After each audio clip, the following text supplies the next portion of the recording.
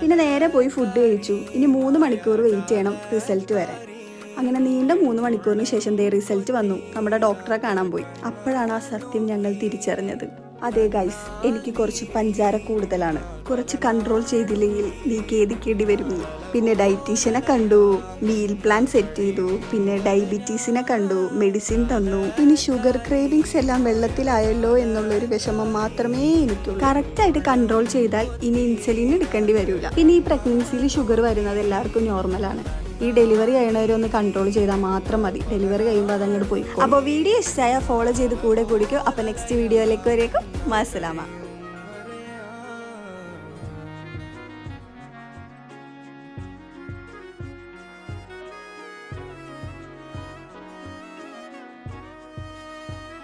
അപ്പോൾ വീഡിയോ ഇഷ്ടമായ ഫോളോ ചെയ്ത് കൂടെ കൂടിക്കോ. അപ്പോൾ നെക്സ്റ്റ് വീഡിയോയിലേക്ക് വരേക്കും മാസലാമ.